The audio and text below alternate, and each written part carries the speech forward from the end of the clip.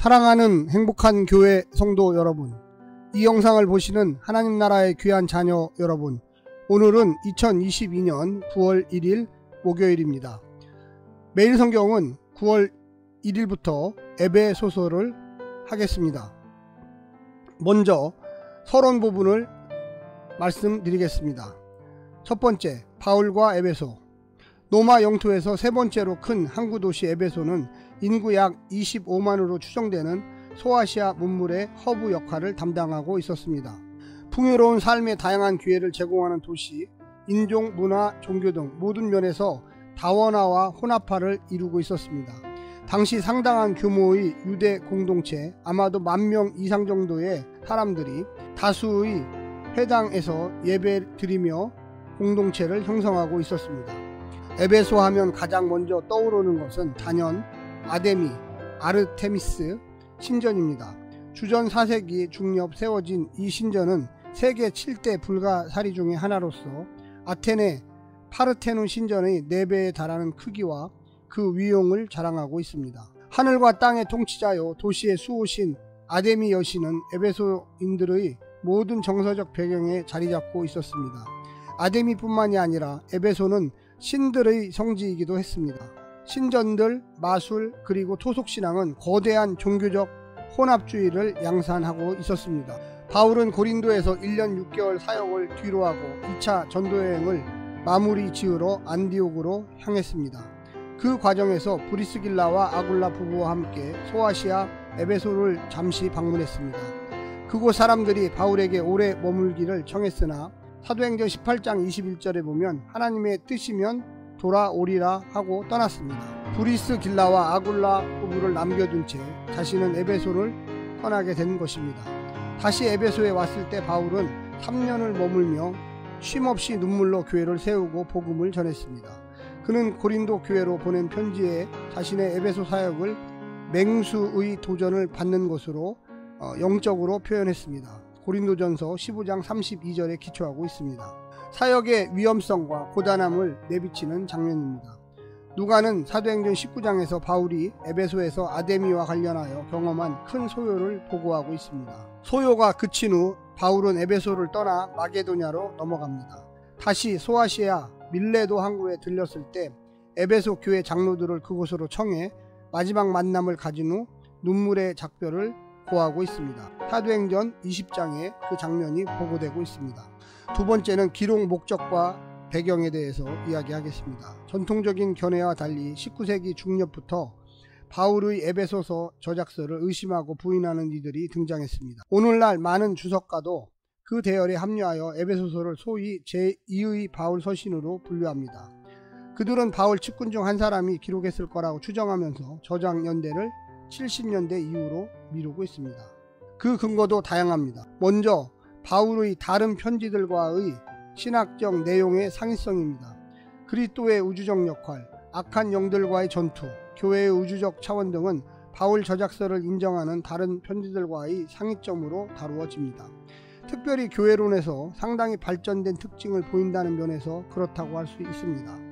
두 번째는 문체입니다. 에베소서에서만 등장하는 독특한 단어들이 그 증거라는 것입니다. 신약에서 한 번 등장하는 단어들에 대한 설명을 종종 마주할 것입니다. 또한 독자들의 시선을 사로잡는 독특성은 긴 문체입니다.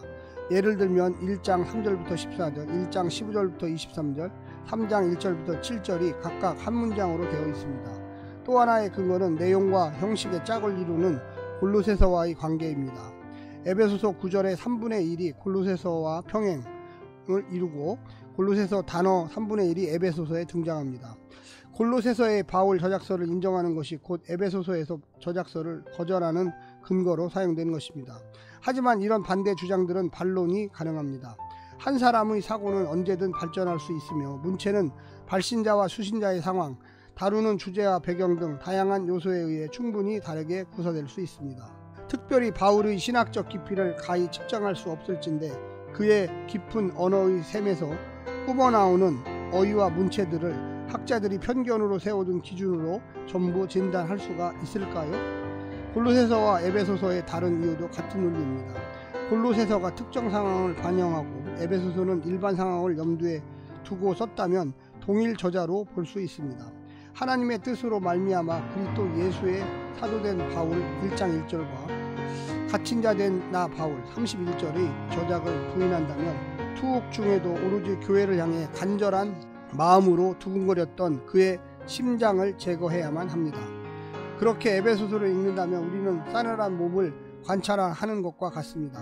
바울 저작설 못지않게 논란이 되는 것이 과연 이 편지 수신자가 에베소 교회인가 하는 문제입니다. 가장 논란을 야기하는 증거는 몇몇 권위 있는 사본들이 1장 1절에 에베소에 있는 이라는 말을 포함하지 않는다는 점입니다. 혹자는 회람서신용으로 지역을 빼고 적었을 것이라고 추정합니다. 하지만 회람서신을 목적으로 지역 삽입의 융통성이 의도되었다면 다른 지역이 기입된 사본들이 발견되어야 하는데 그렇지 않습니다.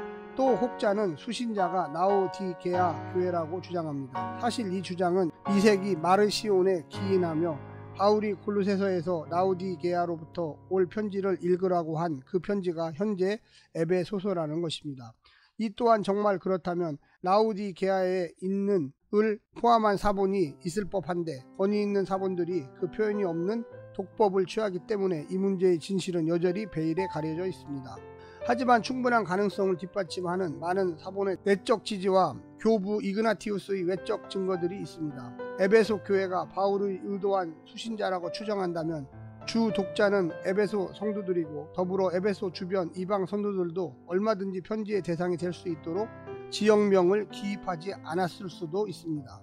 회람서신의 성격과는 다른 얘기입니다. 따라서 에베소서는 주 60년 초 로마의 투옥 중이었던 사도 바울이 에베소 교회에 썼다고 분명히 말할 수 있겠습니다. 수신자가 명확한 바울의 다른 편지들을 보면 교회의 독특한 상황을 접하게 됩니다.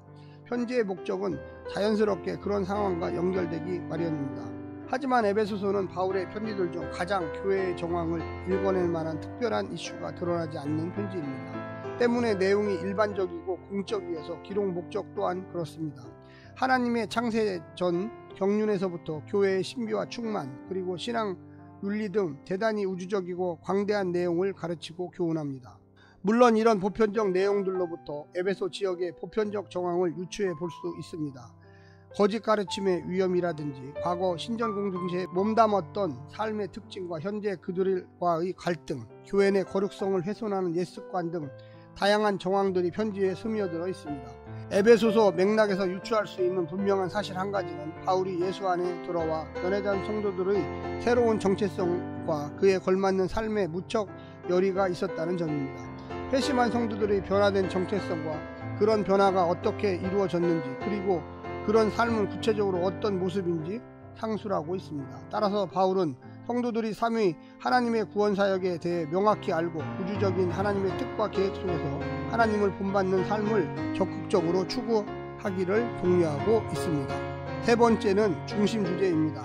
에베소서의 바울 저작서를 인정하면 바울의 다른 편지에서 볼 수 있는 다양한 주제들이 에베소서에서 얼마나 심층적으로 다루어지고 있는지 풍성히 확인할 수 있습니다. 에베소서의 중심 주제는 다음과 같습니다. 첫 번째, 하나님의 경륜과 비밀.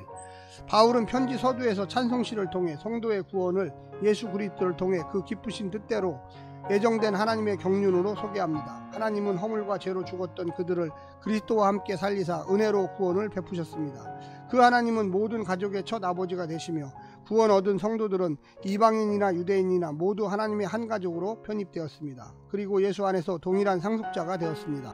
하나님 아버지의 경륜은 만물을 예수 안에서 통일시키는 것인데 이를 위해 그 아들 예수님을 만물 위의 교회의 머리로 삼으신 것입니다. 하나님은 교회가 세상 속에서 영적 전투를 수행하는 데 필요한 모든 능력의 출처가 되십니다. 두 번째, 그리스도의 사역. 하나님의 경륜과 비밀은 예수 그리스도로 말미암아 비로소 드러납니다. 그리스도의 가장 위대한 사역은 하나님과 인간 사이의 원수된 막힌 담을 자기 몸으로 허신 사랑입니다. 곧 하나님과 화목하게 하신 것입니다. 바울은 그리스도의 지고지순한 사랑을 성도들이 알도록 간절히 기도합니다. 예수님은 성도들을 자신과 연결해 하나님의 거룩한 몸이 되게 하셨고 다시는 그 몸의 머리가 되신 분입니다. 그 몸은 그리스도의 장성한 분량에 이르도록 온전히 자라가고 있습니다. 이를 위해 다양한 은사와 직분을 주시는 분도 그리스도이십니다. 바울은 예수님을 빛으로 묘사하면서 그 빛을 성도들에게 비추심으로 그들 역시 빛이 되게 하셨다고 말씀하십니다. 예수님은 교회를 사랑하사 자신의 모든 것을 주셨습니다. 바울은 이것을 부부관계에 비유하며 거룩하신 예수님, 남편과 교회, 아내를 자기 앞에 영광스러운 존재로 세우심을 강조합니다. 예수님은 성도들이 자기 안에서 하나님 아버지로부터 모든 신령한 복을 누리기를 원하십니다. 세 번째는 성령의 사역입니다. 바울은 구원 얻은 성도가 예수 안에서 성령의 인치심을 받았다고 선포합니다. 그것은 장차 받을 기업의 보증이 됩니다. 성령은 성도들이 하나님의 신비와 그 영광의 풍성함을 알게 하십니다. 예수로 말미암아 하나님과 화목되게 된 성도들은 성령을 통해 하나님 아버지께 담대히 나아갑니다. 예수님을 머리로 아는 한 몸된 교회는 한 성령으로 온전히 몸이 됩니다. 성령은 온 지체를 하나 되게 하사 건강한 몸으로 자라게 하십니다. 이렇게 거룩한 몸이 된 성도가 과거 하나님과 원수된 불순종의 삶으로 돌아가면 그것은 곧 성령을 근심하게 하는 일입니다. 그러므로 악한 행실을 버리고 빛 가운데 성령의 열매를 맺는 삶을 살아야 합니다. 그것이 곧 세월을 아끼고 성령 충만을 받아 사는 삶입니다. 특별히 바울은 전신갑주를 소개하면서 공격 무기로 성령의 검을 언급하고 있습니다. 영적 전투를 수행하게 하는 하나님의 영입니다. 네 번째는 에베소서의 도드라진 주제는 교회입니다. 교회를 이같이 웅장하고 장엄하게 표현한 곳은 없습니다. 바울은 가장 먼저 교회를 그리스도 안에서 하늘의 모든 신령한 복을 품은 존재로 정의합니다. 창세전에 예정 가운데 하나님의 자녀들이 된 교회는 그분의 사랑 안에 거룩하고 흠없는 영광의 찬송이 됩니다. 예수 안에서 복음을 믿고 구원을 얻어 성령의 인치심을 받은 성령의 공동체입니다. 바울의 가장 놀라운 선언은 교회가 그리스도의 몸으로서 만물을 충만하게 하시는 그분의 충만이라는 것입니다. 흠없고 거룩하고 충만한 존재로서의 교회입니다. 물론 지금 그렇게 완성된 것이라는 말은 아닙니다. 그것을 향해 자라가며 온전해지는 것입니다. 그리고 장차 부활의 영광 속에서 그리스도와 함께 하늘에 앉을 것입니다. 과거 그리스도 밖에 있었던 성도들은 이제 그리스도 안에서 그와 연합된 몸입니다.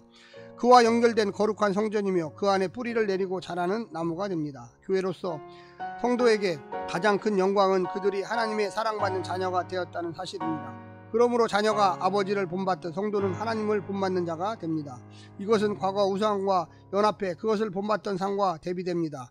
혼합주의에 물든 에베소의 문화와 정신에 압도되었던 옛사람을 완전히 벗어버려야 합니다. 예수님으로 새 사람을 입은 자답게 하나님과 그리스도를 본받아 그에 합당한 빛의 열매를 맺어야 합니다. 구체적인 삶이 가장 모티브 아래 세 가지 관계, 아내와 남편, 자녀와 부모, 종과 주인으로 소개됩니다.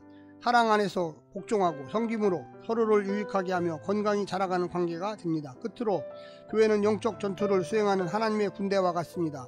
세상 속에서 세상에 속하지 않으면서 세상을 위해 존재하는 교회의 정체성입니다.